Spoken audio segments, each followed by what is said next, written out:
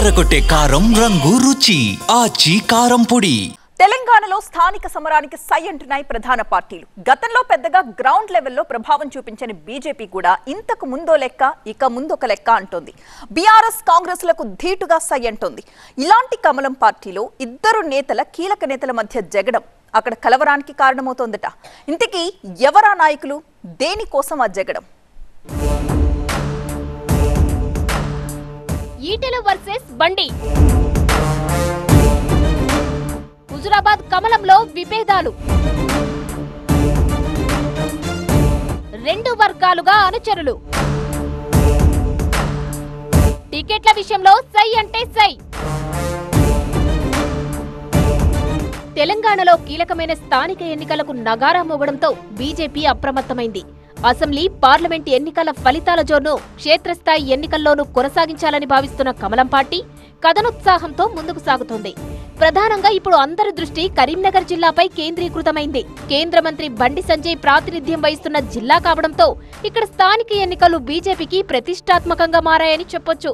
ఈ పార్లమెంటు పరిధిలో 2 జెడ్పీ చైర్మన్లు ఉండగా రెండింటిలోనూ పాగా వేయాలని ఉవ్విళ్లూరుతున్న కమల దళాన్ని కీలక నేతల మధ్య కీచులాట కలవరపెడుతోంది.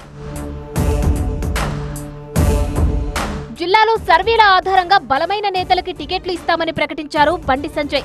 జెడ్పీటీసీ స్థానానికి, ఎంపీటీసీ స్థానానికి 4 అభ్యర్థుల చొప్పున ప్రాబబుల్స్ లిస్టు రెడీ చేసి సర్వే కూడా చేయిస్తున్నారు. వడపోత ద్వారా లిస్టును ఫైనలైజ్ చేయనున్నారు.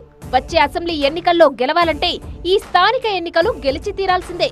అందుకే సవాల్గా తీసుకున్న సంజయ్ అన్ని తానే వ్యవహరిస్తున్నారు. అయితే ఈ ఏక ఛత్రాధిపత్యం పార్టీలో కుమ్ములాటలకు కారణమవుతున్నట్టు కనిపిస్తోంది. ముఖ్యంగా హుజురాబాద్ నియోజకవర్గం బీజేపీలో విభేదాలు తారస్థాయికి చేరుకున్నాయి.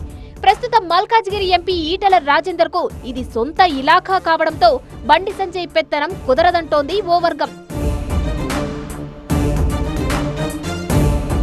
స్థానిక బీజేపీలో బండి సంజయ్ వర్గం, ఈటెల రాజేందర్ వర్గం అన్నట్టుగా తయారైంది పరిస్థితి. 2004 నుంచి హుజురాబాద్ లో బీఆర్ఎస్ తరపున వరుస విజయాలు సాధించిన ఈటెల 2021లో ఆ పార్టీని వదిలి బీజేపీలో చేరారు. ఉప ఎన్నికల్లో గెలిచిన ఆయనకు 2023 అసెంబ్లీ ఎన్నికల్లో మాత్రం ఓటమి తప్పలేదు. ఆ తర్వాత మల్కాజ్గిరికి షిఫ్ట్ అయిన ఈటెల 2024లో ఎంపీగా విజయం సాధించారు. అయితే సొంత అడ్డాలో మాత్రం పట్టు కోల్పోకుండా చూసుకుంటున్నారు. కాకపోతే గతంలో మాదిరి హుజురాబాద్ కు రావడం లేదు. దీంతో తమకు బీజేపీలో సరైన ప్రాధాన్యత దక్కడం లేదంటూ అనుచరులు హైదరాబాద్ వెళ్లి ఈటెలను కలిశారు. ఈ క్రమంలోనే పరోక్షంగా బండి సంజయ్ ని ఉద్దేశించి కీలక వ్యాఖ్యలు చేశారు ఈటెల. దీనికి బండి సైతం అదే స్థాయిలో కౌంటర్ ఇవ్వడంతో రచ్చ మొదలైంది. ఇప్పుడు స్థానిక సంస్థల ఎన్నికల షెడ్యూల్ విడుదలైనా అది కంటిన్యూ అవుతున్నట్టు కనిపిస్తోంది. హుజురాబాద్ నుంచి స్థానిక ఎన్నికల్లో తమకు సరైన ప్రాధాన్యత ఇచ్చే అవకాశం కనిపించడం లేదని ఈటెల వర్గీయులు ఆందోళన వ్యక్తం చేస్తున్నారు.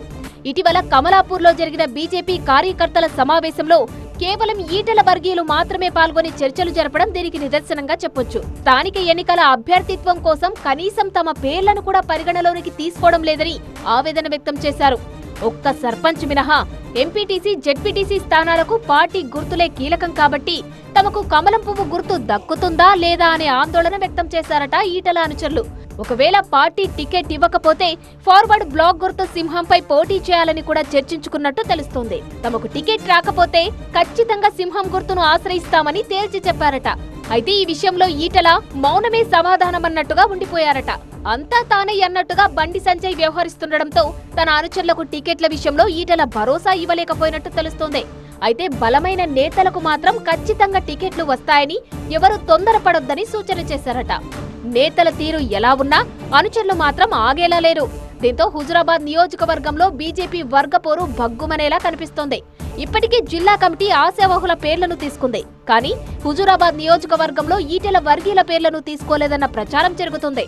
అయితే ఈ ప్రచారాన్ని సంజయ్ వర్గీయులు కొట్టిపారేస్తున్నారు. సర్వేల ఆధారంగానే టికెట్లు కన్ఫర్మ్ అవుతాయని చెప్పుకొస్తున్నారు. కీలకమైన స్థానిక సంస్థల ఎన్నికల వేళ కమలంలో ఈ వర్గపోరు ఎటు దారి తీస్తుందో చూడాలి.